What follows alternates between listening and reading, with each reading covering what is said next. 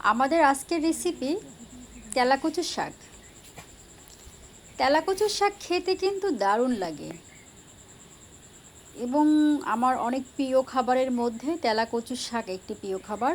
যদিও বা আমি শাকসবজি একটু বেশি পছন্দ করি, তাই তো তেলাকুচুর পাতা উঠাতে বাগানে চলে আসলাম। অনেক তেলাকুচুর পাতা হয়েছে, দেখেন দেখতে কি সুন্দর লাগছে। যেদিকেই চোখ যায় শুধু সবুজ আর সবুজ, সবুজে সবুজ আর অন্য। খুব সুন্দর একটি পরিবেশ এখানে। আর তেলাকুচুর লতাগুলো যেন বেড়ার সাথে গাছের সাথে খুব আপন মায়ায় জড়িয়ে আছে। দেখতে কিন্তু অসাধারণ লাগছে। তো আমি এখান থেকে তেলাকুচুর কচি পাতাগুলো নিয়ে নিচ্ছি এবং এই কচি পাতাগুলোই কিন্তু খেতে ভালো লাগে। তবে একটু বুড়ো পাতা বা একটু বয়স্ক পাতা নিলে যেটা হবে সেটা হচ্ছে গিয়ে খেতে অতটা ভালো লাগবে না, তারপরে দাঁতের নিচে পড়লে কিচকিচ করে বালুর মতন। তো সেক্ষেত্রে আমি একটু জালি পাতা বা একটু নরম সবুজ পাতা নিচ্ছি, যেটা কিনা রান্নার সাথে সাথে নরম হয়ে যাবে এবং খেতে কিন্তু দারুণ লাগে। তাহলে পাতাগুলো উঠিয়ে নিচ্ছি, আশা করি সাথেই থাকবেন শেষ পর্যন্ত। আরেকটা বিষয় কিন্তু অনেকেই জানেন না হয়তোবা, সেটা হচ্ছে তেলাকুচুর পাতায় কিন্তু আছে ভীষণ স্বাস্থ্য উপকারিতা। এটা ডায়াবেটিসের জন্য ভালো এবং এটাতে আছে আরও অন্যান্য স্বাস্থ্য উপকারিতা। সেটা অবশ্য আপনারা যদি একটু সার্চ করে দেখেন তাহলে কিন্তু সেটা পেয়ে যাবেন।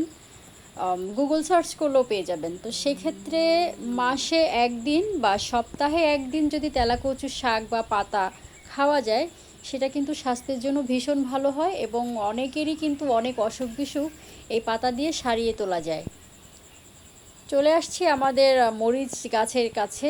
আমার আম্মু লাগিয়েছে গাছগুলো, তো মরিচ ধরেছে অনেক বিভিন্ন গাছে। তো কিছু মরিচ তুলে নিচ্ছি, কাঁচা মরিচ, এবং আজকের রেসিপিটা আমি এই কাঁচা মরিচ দিয়েই করব।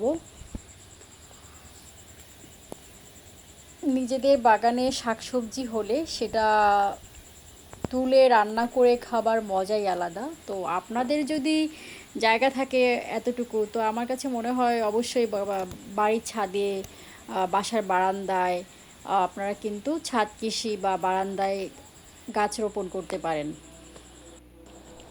যখনই আমাদের বাড়িতে তেলাকুচুর পাতা শাক নিয়ে আসি, এবং একটু বেশি করেই আনতে হয়, কারণ হচ্ছে আমাদের যে মুরগিগুলো ফার্মি জাতের মুরগি, এরা কিন্তু প্রচুর পরিমাণে তেলাকুচুর পাতা পছন্দ করে এবং খুবই ভালোবাসে খেতে।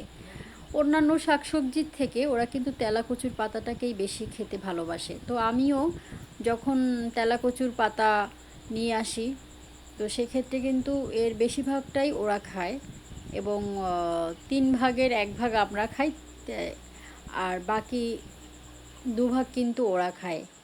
এই হচ্ছে অবস্থা। এবং এই দেখেন শাকগুলো কিন্তু আমি কচি ডগাগুলো নিয়ে নিচ্ছি। আমি কিন্তু বুড়ো পাতাগুলো নিব না বা মাঝারি পাতাগুলো আমি নিচ্ছি না।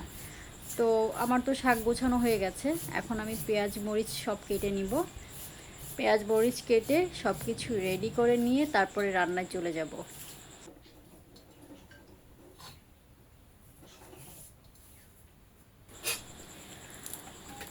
তো শাকগুলো এখন আমি ধুয়ে নিব।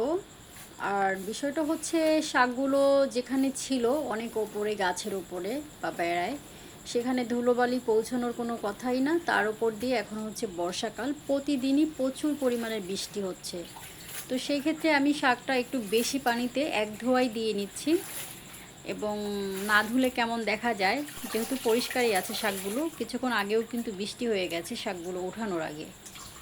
তো শাকগুলো ধুয়ে ভালো করে চিপে নিয়ে পানি ফেলে দিতে হবে, কারণ হচ্ছে গিয়ে যখনই এটাতে পানি থাকবে তখন কিন্তু এই ভাজিটা খেতে একদমই ভালো লাগবে না, কেমন যেন একটা লাগবে। এবং পানিটা শুকাতেও কিন্তু টাইম লাগে। হ্যাঁ, তো সেক্ষেত্রে পানিটা যদি আমরা চিপে ঝরিয়ে নিই তখন কিন্তু এই শাকটা খুব দ্রুত হয়ে যায়, এক্সট্রা পানি না থাকাটাই ভালো। এখন শাকগুলো আমি ছোট ছোট করে কুচিয়ে নিব। কুচো করে নিলে যেটা হয়, শাক খুব দ্রুত হয়ে যায়, অনেক সময় লাগে না এবং খেতেও কিন্তু ভালো লাগে, পেঁয়াজ মরিচের সাথে ভালো করে মিশে যায়।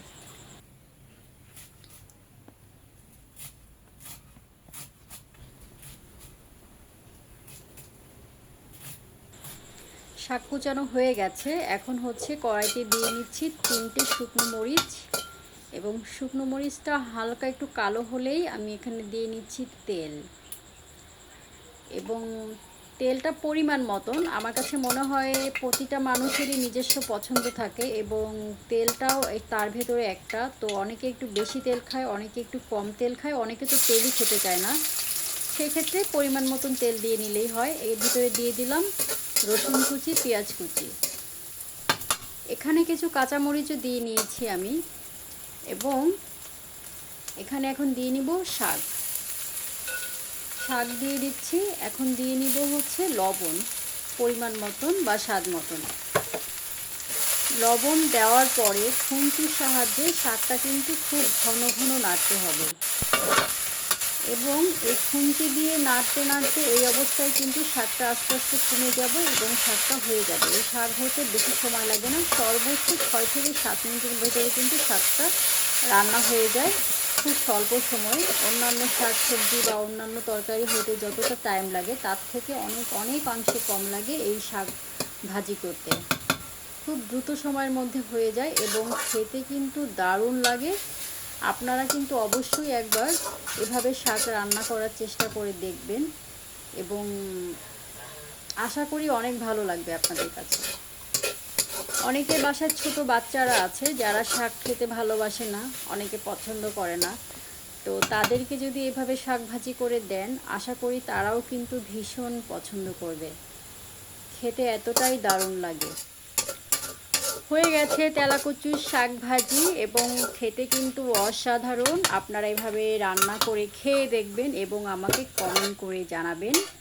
তো সবাই খুব ভালো থাকবেন। ধন্যবাদ সবাইকে। আল্লাহ হাফেজ।